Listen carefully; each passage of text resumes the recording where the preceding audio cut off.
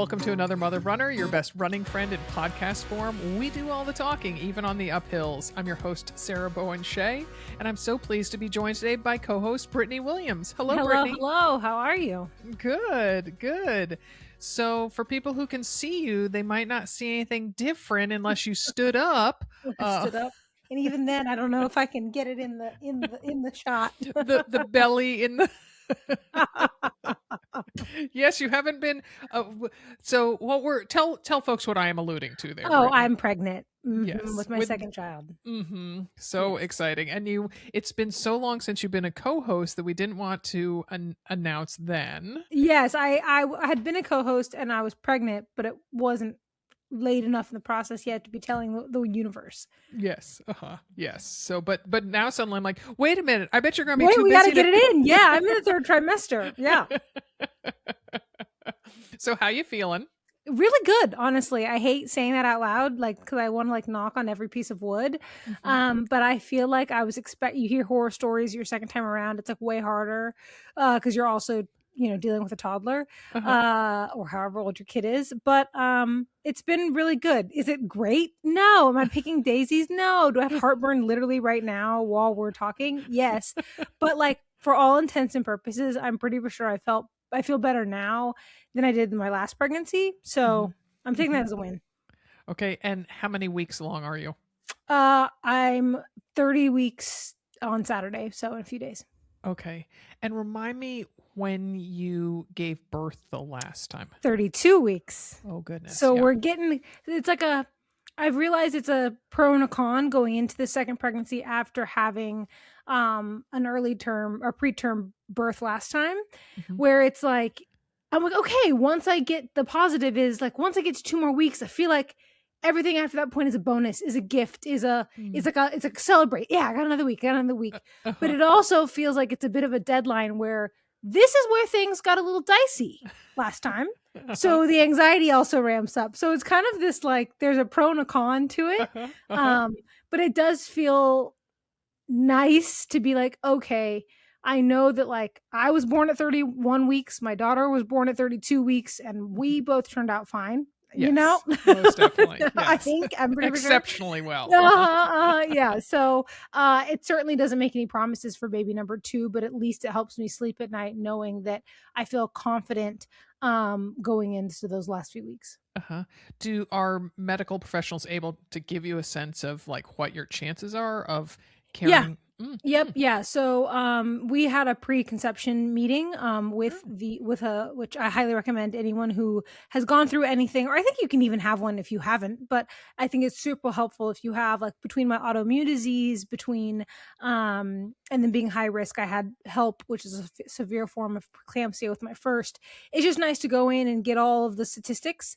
And the good news is because doctors know exactly what they're looking for, it's much lower risk of something going wrong, severely wrong for you and baby. It's like you're trying to find a needle in a haystack, but someone's giving you the exact location. Like, this is exactly what we're looking for. You know what I'm saying? And that's really, I think, helpful just in terms of if something goes wrong, you're going in. You're not waiting around to find out. And that because you don't wait, you know to take action. And then I see a lot of specialists, so I go in a lot. I get a lot more growth scans. I get a lot more appointments than your average person, but it's kind of nice because like you're constantly getting checked on. And so from an anxiety perspective, my anxiety has been way lower this pregnancy, which you'd think having a high risk pregnancy would be higher. But I'm always getting some sort of ultrasound, some growth scan, so it's like I never go too long without having a standard checkup. And that is kind of one of the few positives of having a high risk pregnancy is like, you're going to get to see your baby a lot. Okay. And remind me your due date. October 10th, but I probably won't go that long. So beginning of October is what I'm shooting for. Okay. All right. Yeah. So And a exciting. baby boy this time, so we're very excited. I know. Yes. Yes. Oh, that's wonderful. Yes. Oh my goodness. And Blake is thrilled to be a big sister. So excited. So excited. We had some friends over the other day and they had a baby, and she just the entire time, they have a baby and a daughter her age, and she could care less about the daughter who was her age who came to play. She just wanted to like talk to the baby, hold the baby, kiss the baby's feet, rub the baby's hair. Like she's very excited to be a big sister. Oh, that's wonderful. Yeah. Oh, then we'll I'm have sure to see if that excitement will run out about, 2 days into him coming home. But for now, we will milk it while we can. Very famously, my husband within my family, my husband's cousin had a son and then had a daughter, and the son said at one point, let's say the baby was 2-3 weeks old, said, "So when is someone going to take our little friend back?" Exactly. That will be Blake, no question. Like, okay, this was cute, but we moved her into like a big girl room, like a completely different room, because we have a gender neutral nursery, so we just are going to leave it exactly the same. And I'm like, she loves her new room, but the minute she realizes all of her old stuff is going to be used by someone else, she's going to be like, wait, no, I want to go back in the crib. I have no doubt we're going to have some regressions with that sort of thing. Well, at least you do not have rose-colored glasses on for this one. You are clear-eyed. I know it's going to be tough. That part's going to be tough. Oh my goodness. All right. Well, in this episode, we're going to be talking about how to combine strength training and endurance training. Strength training, thus you, the trainer extraordinaire. So Britany and I know both personally and professionally that it can be tough. So we're going to talk through the particulars with Ann Chisholm, who is a certified personal trainer, nutrition coach, and ultra runner. A resident of beautiful Victoria, British Columbia, Anne is the founder of Fettle and Food. She's also a mom of a preschool-aged daughter. And finally, Anne is one of the featured speakers at Feisty Fest in September in beautiful Lehigh Valley, Pennsylvania. So she's going to be leading strength sessions there. I'm very excited to meet her in person. Thanks for joining us, Anne, and I am really looking forward to meeting you IRL in about 6 weeks. Me too. Feisty Fest, here we come. Whoa. Yeah, it's going to be great. Anne, tell us a little bit about your athletic background. Ooh, okay. So my sport growing up and through I played in university was basketball. So I started playing basketball when I was, 12? Grade 5. 10? 10-ish? Yeah, 10. And I loved it immediately. I went to my first little house league practice. I came home and I remember standing I'm an East Coaster Maritime, so we have mud rooms. So I'm standing in the mud room. My mom's doing laundry. And I said, I want to quit everything else. I just want to play basketball. She was like, whoa. You're 10 and you've been to one house league practice. Honor your commitments. That's what she told me for the year. And then next year, I just was all in on basketball. And I was all in on basketball. I played some other sports, just a little bit of volleyball, things like that here or there. But as soon as the ball touched my hand, I was in love and played all the way competitively till I was 22. I grew up in New Brunswick in Canada. I played for Team New Brunswick, every U14, 15, 16, all the way through. And then played in university at Mount St. Vincent University in Halifax. Played there for 4 years, won a national silver medal. And then, so that was kind of my growing up athletics. The reason why I went to the gym, the reason why I would run on the weekends, things like that was just all to be a better basketball player. And then after that, I had that kind of now what? For female athletics. You go through, there's not a ton of opportunity and there's more now, but I'm 36. So however many, 14 years ago, there was no options. It was either you're going to be a professional or you're done. And for those of us who weren't going to the WNBA, we were just left with nothing. And so I fumbled around for a bit. I tried running some half marathons. And then I found myself in the weight room. And I actually took a big 180 and did some competitive powerlifting, which was kind of fun and different. I did one meet and I won it. But you guys can't see. You'll see me in real life, but I am not built for powerlifting. I am built kind of like a monkey. Like my arms can touch my knees. Not built like a monkey. I can't see you fully, but for something tells me. Okay, maybe that was a good. There was a good. I can see it. Yeah. So definitely not built for powerlifting. Had fun. Big hiker, big backpacker. And then ended up joining with my coworkers. We're going to do this trail race. And I was like, oh, why not? I could run 20K. I'll be fine. Absolutely loved it. And then have been trail running ever since. And that was like my late 20s. And that's just been my sport for the last 5 or 6 years, really heavily, just trail running. Oh, all right. All right. Yeah. So, and how about your professional background? I'm curious how you decided to merge nutrition coaching with running and lifting coaching. It just makes so much sense. Yet your business strikes me as a bit of a unicorn. Yeah, definitely. I have a little bit of an untraditional entry into this field and world. I did a degree in marketing and business and public relations while I was playing basketball. I did a couple electives in the nutrition space because the university I went to did offer a dietetics program. But at the time, I thought business was my path. And I started working after university. And I loved my job. It was good, but I felt like there was two Anns. There was like this Ann over here that would, do her work. And then there was the Ann outside of work. All I wanted to do was be in the gym, reading, podcasts, like everything about health, fitness, nutrition. And so I was like, okay, I didn't really like that. I wanted just one kind of cohesive life. And so I did my personal training certification. It's like, I'm just going to do a little side hustle, see how this goes. And I applied. It starts. Yeah. The gateway drug. I applied at a personal training gym in Victoria, British Columbia, which is where I live now. And I did my interview and they said full-time or nothing. And so I said, well, why the heck not? I'm 25 years old. If I don't do it now, I'm definitely not going to probably do that at 35 or 45, maybe a little bit of a trickier decision. So I went all in. I had 2 clients that I inherited from a trainer who was leaving. And I just started working as a trainer, built my clientele. I was fully booked within 3 months, which was amazing, full time. But one of the things I noticed at the gym was there wasn't any nutrition service. So I went to the owner and I asked, hey, I feel like this is a really big gap. And it's something that was really instrumental in like my journey through athletics. And so I think that would be really beneficial for our members here. And he said, absolutely. You go create it. Let's do it. And so he gave me a ton of autonomy. And so I created this nutrition service. I went and did my certification first. Then I created the nutrition service out of the gym and just started working with clients doing nutrition coaching, which then ended up evolving into being its own business, which is called Fettle & Food. So Fettle & Food is the nutrition business. And then over the years, my husband and I bought into the gym that we were working at as well. So we have a personal training gym with our partner and this nutrition business as well, Fettle & Food. And then the running piece has just been, that's my sort of niche that I work with because I love it. It's what I do. And I love seeing runners get stronger and not get hurt on the trails and on the road. And just that role that strength training plays with that. And so do you mainly work with runners then?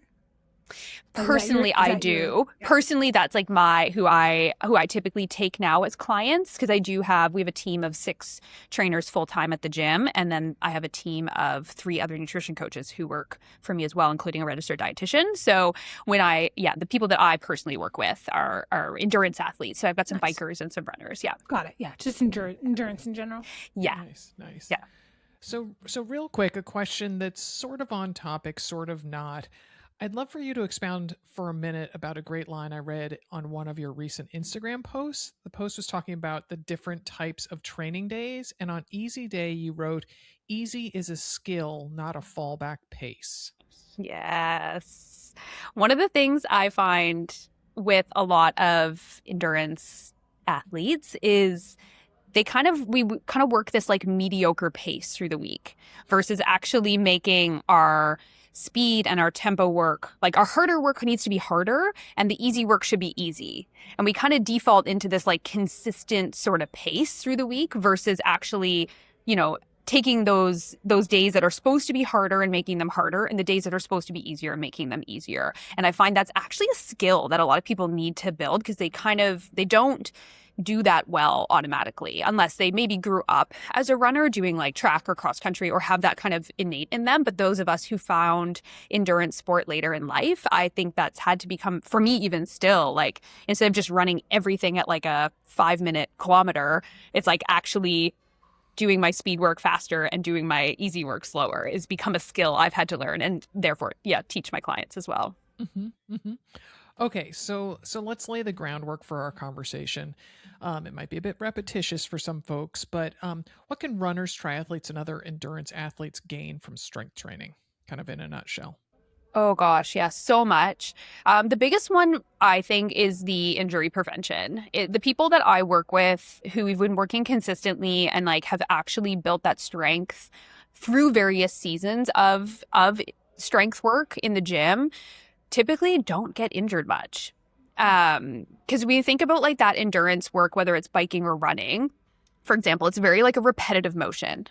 You're using similar muscles, and then say you're running on the trail, and then all of a sudden you have to do, right? If you don't train that, that's where your knee goes out. If you don't have strong adductors, strong glutes, if you're not training those things in the gym, then typically you're not going to be strong when it comes to that side of things. So I think injury prevention is number one. And then just the longevity piece of actually having more muscle on your body, because, the people that I work with are not professional athletes. I call us like the everyday athlete, right? We're the weekend warriors. We are moms, we work full-time jobs, and then we're doing cool things athletically. But at the end of the day, like I want the clients that I work with to be able to get off a toilet seat by themselves when they're 85 too. And we need some muscle on our bodies to do that. So those are the two biggest ones, is that longevity piece. Longevity is like muscle is the longevity organ, and then the injury prevention for the work that they're doing.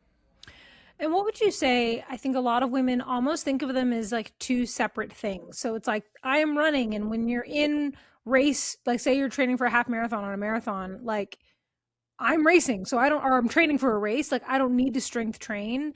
Like it almost feels like something that's like counterintuitive to that. Like I think a lot of women, at least that I've worked into, are like, oh, I'll strength train, but when I'm training for a marathon, I don't need that. I really need to focus on marathoning. Like, how do you handle the combination of the two? I think when running is really important in your life and you don't have just unlimited free time, especially as mom, as working professionals, like it always feels like I only have time for one. And if you're training for a race, it's going to be running. Like, how do we build that into someone's routine without saying spend an extra hour doing this thing that is strength training? Yeah, absolutely. First, I'll plug, this is what my workshop is going to be on at Feisty Fest. So come to Feisty Fest in September. What we do is I sit down with my athletes and we season the year. So they all know this term, seasoning your year, and they know it very well because we talk about it all the time. And so typically we're looking at 3 to 4 month blocks. And so let's use the example. I'll use kind of my example from this year. So January, February, March was very off season for me. So my strength training is doing this and my running's hanging out here. Right. Okay. And remember that most people are listening. So not just hand gestures, yes, Anne. Sorry. Okay. So the biggest thing is seasoning your year. So that's taking sort of those 3 to 4 month blocks and you're changing where the focus is, right? Mm-hmm. So if we're in race season, so let's say we're in the summer, which is oftentimes race season for a lot of people, your running is going to be at a bigger volume. So you're going to be doing more running, and your strength training, the goal would not be putting on muscle at the same time you're in your race block. It might be to stay strength within ranges of like bigger ranges of motion. We're maintaining our muscle. So strength training might be going down a notch in terms of volume during the week and intensity, whereas running is up. And then as we phase out of our race season, that's where we might be maintaining that running volume at a smaller distance, and then leveling up the strength training to work on either putting on muscle, or maybe we're working on if an injury did pop up or a little niggle came up that we identified during race season when running volume went up. Like I have an athlete right now and she made it through all her races really great, but we figured there was like some lateral hip stability issues that were causing some knee pain for her. So as we transition into the fall, that's going to be a really big focus, is making sure that we work that lateral hip stability and strengthen her glutes and her hip flexors and put on some muscle in the off season. So when she goes back into racing for next summer, she's going to be in a better spot. All right, it's time for a short sponsor break that's loaded with details. We'll be right back.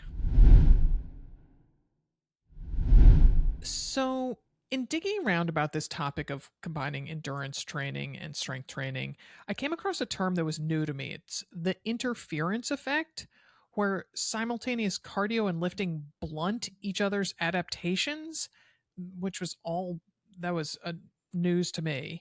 So, can you talk about this phenomenon? Like, is it legit? Is it something that it was fine that I didn't know that term and I can now forget it? Like, where's the truth here?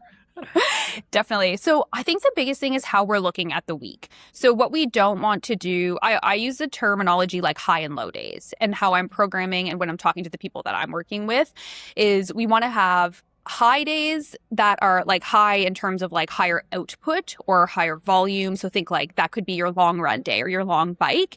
It would also be your speed work, right? Like that tempo or capacity work, because that's a big output.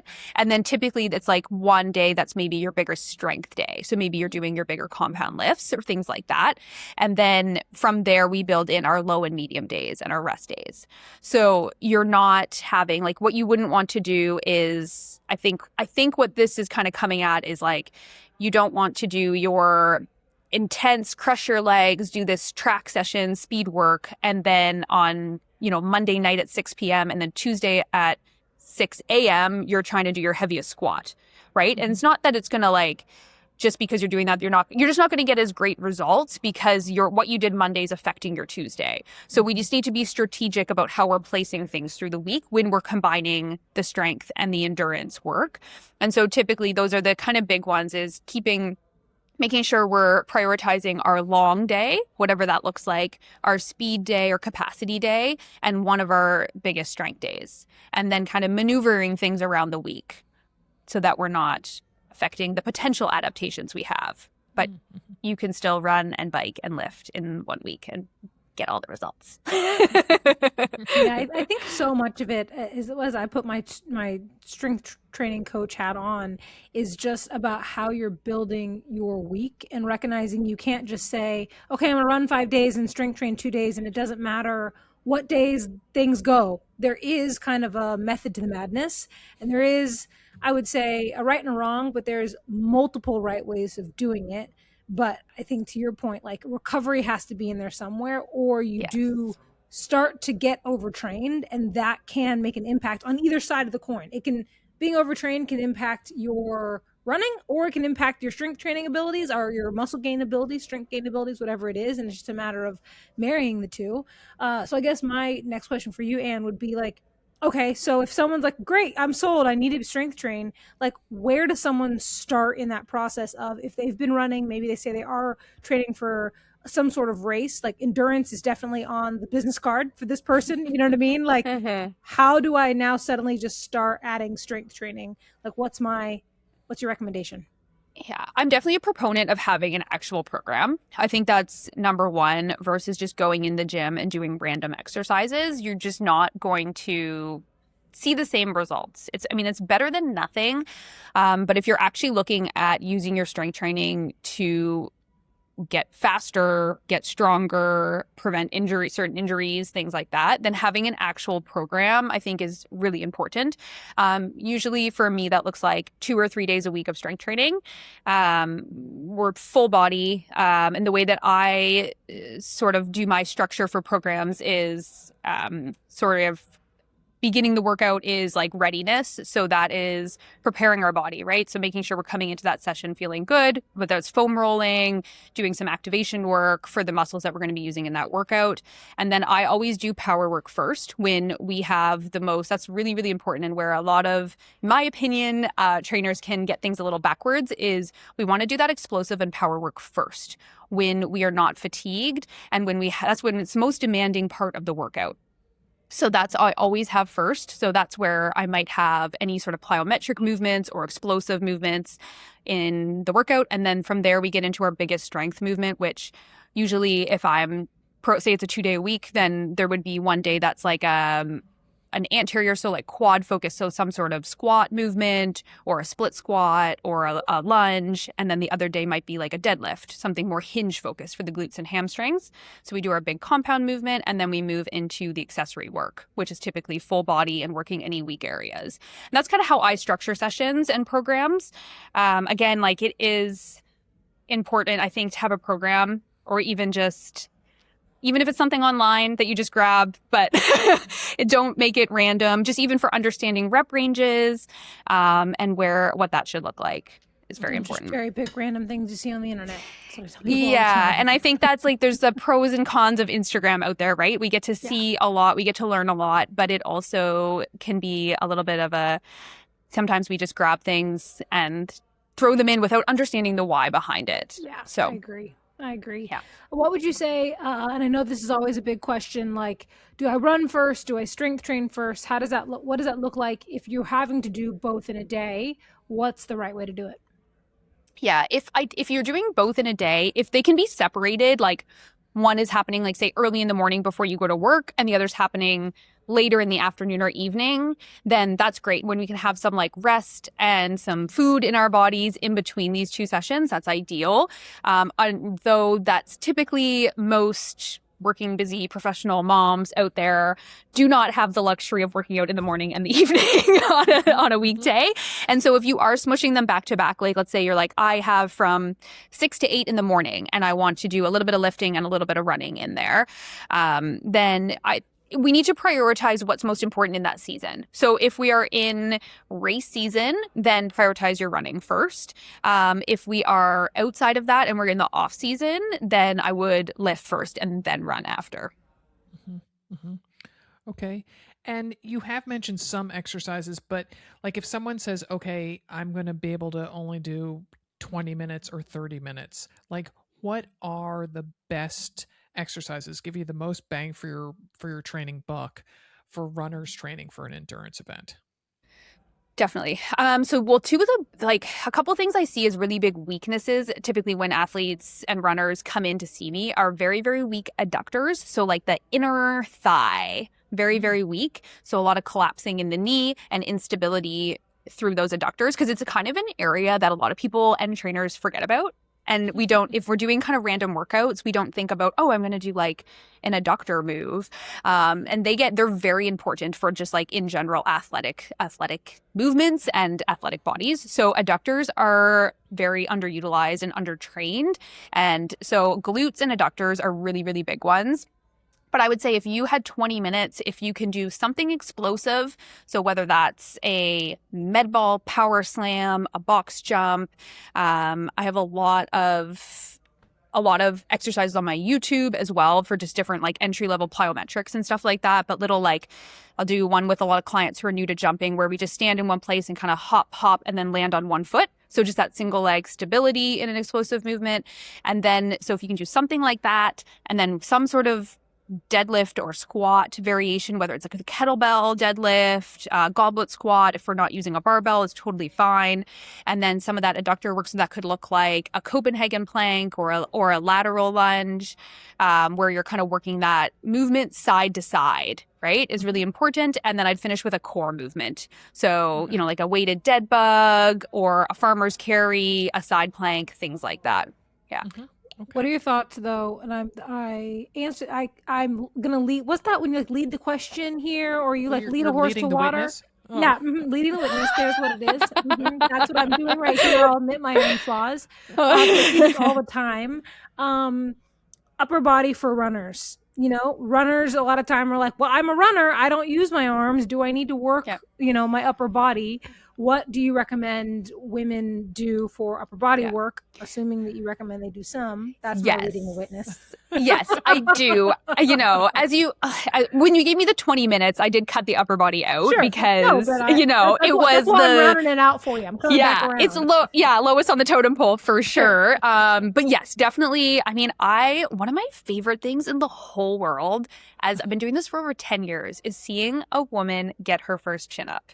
It's probably my favorite thing. Like seeing them get that first body weight chin up is very, very cool. Because typically they're working on it for a while as a goal. It can be like a very cool goal for women to be able to do a body weight chin up or pull up. So yeah, I'm pretty big on the upper body work. Depending on the person, I can be a little more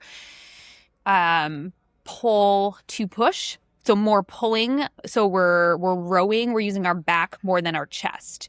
Because a lot of times, what depends on what the person does for work, but a lot of times we're sitting with hunched shoulders, typing at a keyboard for 8 hours a day. And so pushing movements is just going to continue to put us in that position, whereas pulling is opening us up, right? And so I typically will program a little more pulling to pushing, but I love variations on like having you use pulling your body up, whether it's a TRX, an inverted row under a bar, banded pull-ups, chin-ups, lots of cable work for rowing as well, and then some pushing, some like dumbbell bench press, incline, some med ball power tossing, things like that for upper body. And then also like a lot of women too, like I love just, understanding what their goals are with how they feel about their body too. And some women really want to have some defined shoulders or some tricep work. So I always incorporate that stuff in as well. Not that it's going to necessarily make their running drastically better, but if it helps them feel better in their bodies, I think that's a big win too. For those race photos and tank tops. Yeah. Get a little tricep. Yeah.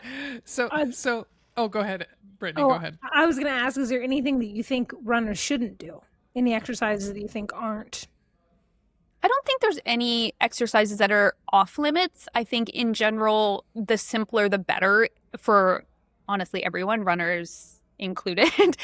Sometimes we can get a little, thinking that we need to stand one-legged on this Bosu ball while doing, bicep curl to overhead press. And that's, or something like ridiculous like that. And I think just taking it and keeping it really simple, you're going to get better bang for your buck, better ROI on your time spent in the gym, simple single movement exercises like that. But there isn't, nothing really too that they shouldn't, no exercise that runners should never do that specific exercise. I do think, like I had mentioned earlier, one of the big ones, and I know your favorite HIIT class is probably not going to like this, but do your explosive work, do the jumping, do all that stuff at the beginning of your workout, not at the end. Power, strength, accessory, in that order. I think you need to say that a Turkish getup is off limits because I detest those things. So let's just get those right off the table. Excellent. No, that's the opposite. Yeah. You're going to do just one exercise for the rest of your life. That might be on my list. Nothing makes me feel less accomplished and more awkward than a Turkish getup. I'm just going to admit that. Oh, that's so funny. It's a tricky one. It's a tricky move. Okay, after this brief break, Anne will talk about proper fueling. Stay with us. Okay, so we'll get to fueling in a second, Anne, but I'm curious. So during race season, I know I always debated how or if to change my lifting during the taper phase. I was always like, I've worked so long on this training program. I don't want to, ruin things by doing too many squats or something. Yeah. Yes, that's a great question. So I typically it depends on the race distance and what our goals are. For my ultra folks, so those that are doing some pretty big distances, 50, 100K range, we don't strength train 2 weeks prior. Okay. So it's kind of phased out at that point, and really even that, the training block before we phase out it fully, it's looking pretty, it looks very different for those bigger distances, what we're doing.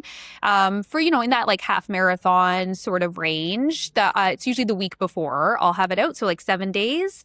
And then again, if it's someone doing a 5 or a 10K or something like that, it might be, 3 to 5 days out that we're not having the strength, because we want to make sure we have that energy availability for our race day. And we're not, because at the race week, the goal is not to get stronger in the gym. The goal is we're not going to put on mass amounts of muscle or do anything crazy. You're as fit as you're going to be at that point.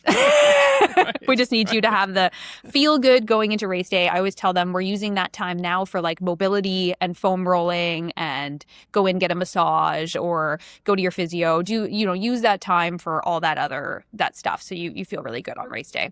Yeah, that's what I always tell clients is don't think of it as, oh, it's my last 2 weeks of my training program leading up to a race, so I'm just not going to strength train. I'm not going to do anything. Use that hour, 30 minutes, whatever it was, where you used to dedicate strength training to do something that is body related but not strength training. Like, Yes. don't just, oh, cool, I get 30 minutes back in my day, I'm going to catch up on my shows. While that sounds wonderful, like, still do something along the lines of foam rolling, mobility, etc., because it's going to set you up for success come race day. Big time. Yeah. So I know we've talked a lot about strength training for like endurance races specifically, but how about post race? Like, what does that look like when we're like, okay, we're not racing anymore? What comes next? Yeah, usually for the people I work with one-on-one, usually that's a sit down, a chat. Okay, we did the race, let's recap the race, and then we talk about what the plan is moving forward from there. Then, so typically we would know if there any other races on the calendar, number one. So if it's someone who does a few different races, then that might look different than someone who's like, I'm completely done for the season, right? Sure. Like, I'm not going to be racing for 8 months or something like that. So the strategy is a little bit different depending on the person and depending on the race they did too, right? You know, you take someone who is doing maybe their first 10K or half marathon versus someone, I have a athlete who's, is doing 100K in 2 weeks. That post-race plan is going to be different for those two people.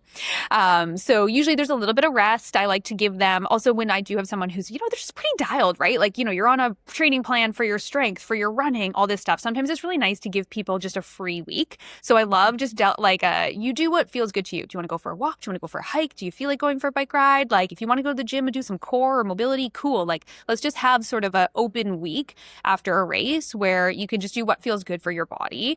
And then that also gives me the time usually to meet with them and then build the next training plan from there. And if we are done racing for the season, then we are looking at, okay, then we're usually putting the foot on the gas pedal a little with the strength training to put on some muscle or work on, like I said, any like injury prevention things that popped up during race season, things like that we want to work on, any weaknesses that we saw. Those kinds of things. And we just build the calendar from there. I like 6-week programs. It's kind of my favorite. So a 6-week program, and then that's kind of always evolving from there. That kind of gives us lots of wiggle room to adjust and change things and for races and different phases of the year. Excellent. All right, so we'd be remiss if we didn't tap into your nutritional know-how. So share some guidance about fueling properly when training for, let's say, a half or a full marathon, and also lifting, especially on those days where people might be doing a run and a lifting session, as you alluded to earlier. Carbs. We like those, yes. More carbs than you think you need. Yeah, no. So typically, because with nutrition, we get a lot of different goals. Sometimes we do get people coming in who are runners, but they also are looking at body composition goals as well. So managing multiple sort of things that they want to do at once. So typically when it is race season, and I'll say like race season being, a couple months before the race as well, it's really important to kind of eat in your maintenance range. So we're not trying to lose weight or lose body fat or anything like that during that time, or the goal is just to eat in your maintenance so that we are fueling and feeling good. It's not the time to kind of try to drop carbs or food or anything like that. So truly understanding what your maintenance calories are for the life you live, the body you're in, and the training that you want to do is really important in that race season. For me, that's a calculation that I take a lot into consideration when I develop. But for most clients, it's body weight times somewhere between 13 and 16 gets us in sort of the ballpark for calories, depending on their body type and their training and how much muscle they have on their body. So someone who's a bit leaner and more muscular, it has more muscles, more muscle on your body, the more calories you need during the day to just hang out and live. Lay on the couch and watch Netflix. And so those are people who strength train. Yes, you get to eat more. And so, those all kind of come into account when we're developing that number. But then usually carbs for most endurance athletes are going to be 40 to 55% of their calories are coming from carbohydrates. protein in the range of 0.8 to 1 gram per pound of body weight or lean mass, and then the rest is usually fats. So it's kind of figuring out that sort of mix for people from a fueling standpoint to make sure they're eating enough food and of the right ratios. And then from there, making sure we're eating really good carbs around our training as the number one priority. So before those runs, before the lifts, carbs is the priority. And then after, some carbs to replenish and protein for the rebuild after. So let's say somebody went on a 8 or 9 mile run, their long weekend run, and then lifted for 30 minutes. They definitely should be eating between the run and lifting, even if they are doing those activities, quote unquote, together. Is that right or no? Yes, you're Canadian. What's 8 miles in kilometers? Oh, That's the point. 1.6. Okay. So probably 6. Because a 5K is 3 miles and a 10K is 6 miles. It's going to be it's going to be somewhere in the middle. That's a lot. Yeah, great. Yeah, those are my 2 reference points. Yeah, definitely. So you go for an 8 mile run and then you're going to do a lift. I would recommend having a little bit of carb, like something, even some dried fruit, something like that is really good. That's my favorite. I just have like dried mango or dates, and having some of that just for that quick carb, or even just using like actual like race nutrition, like a gel. There's nothing that gets in your system faster than liquid honey or maple syrup. So something spoken like a Canadian board to say that. Spoken like a Canadian. Yeah. Actually, do you have funny it on tap in your house? Do you just funny sidebar story. So there's a great actually Canadian company called Chrono. They do maple syrup based gels. I have a lot of clients in the Montana area, and they're all mountain athletes. And so I sent them all, I got all of them some of these like maple syrup gels, and I just wrote from your favorite Canadian. I love that. So they can do some maple syrup shots on their runs. Yes, but definitely some carbs. I'm of the if your activity is going to be longer than 90 minutes, fuel it. So if going in, you're going to be even, I fuel anything over like an hour, to be honest. But really, if you're going to be over 90 minutes, whether that's a run and lift together or just a really long run, fuel it and fuel early. And so I think that's really, really important in addition to the pre and post nutrition. Yeah. What would you say post nutrition specific to strength training? It's the exact same, carbs and protein. Yep. Yep, the exact same. Replenish the carbs and protein for the rebuild and repair in our bodies. What are some of your favorite quick and easy protein hits after a workout? Yeah, I'm not a big supplement user for the most part. I will every now and then. Like if I'm traveling or different things, I'll bring some protein powder with me. But I'm a really big fan of like Greek yogurt bowls with like a ton of fruit and cereal in there. So that's one of my go-tos. I'm a pretty simple eater. I know what works for my body. I keep it pretty consistent. But like Greek yogurt with a lot of fruit and bran cereal is like one of my number ones, and I'll put some honey on that. So that might be before or after, kind of depending on what time of day I'm training. And then lunch is always really similar. I do white rice with some sort of protein, whether it's like chicken or salmon and some veggies. And one of those is usually my after workout. Okay. All yeah. Right. Okay, very good. I've been really digging hard-boiled eggs lately. I will say, as the pregnant person on this call who really struggles to get protein in during pregnancy, that is like I'm like always like, eat more protein, and then I get pregnancy, and I'm like, there's nothing that sounds worse than like a chicken breast. Oh, like, I was the same. There's literally nothing that sounds worse in pregnancy than a chicken breast. But I will say, I've been eating a lot of hard-boiled eggs. And sometimes I'll take the yolk out and just eat the egg whites, but I'll do like 4 of them or 5 of them. And it's like so easy and quick, put some salt and pepper. But I've been doing that a lot of like post strength training. Like, 'cause sometimes you don't want to eat. Do you know what I'm saying? Like sometimes, especially if you've run and done strength training, unless it's really long, like sometimes as a strength training just feel like, I don't know what the word is. Bleh? I'm not sure what the appropriate term is, but I think just getting a quick protein sometimes when you don't want to like sit down and have a chicken breast Yeah. I don't know. That's Yeah. gonna be my 2 cents. Definitely. I'll give you my when I was pregnant, I was the same, but shredded chicken somehow worked better than like chicken breast. So I put it in the Instant Pot and like Yeah. with some broth and shred it all up. And I don't know, eat that with like in a wrap or something. That was what worked for me when I was pregnant. But I had the same. I will say the I meat. did have The meat. I did have a phase where, and this would definitely be a great meal. Well, there's, yeah, No, I'm trying to put my calorie nutrition coach, tracker on like, oh, how many calories would this actually be of each? But I've been doing shredded chicken, Greek yogurt, grapes, celery, some almonds, and mix it all together as like a chicken salad, but make it with Greek yogurt. It's like super high protein. Put some like Dijon mustard in there. Anyways. Oh, so unflavored Greek yogurt, like plain. Yeah. Greek yogurt. Yeah. I do sometimes. I will say I put a little stevia in there, but just because I like everything super sweet, or I'll just put like a mound of grapes or a little maple syrup.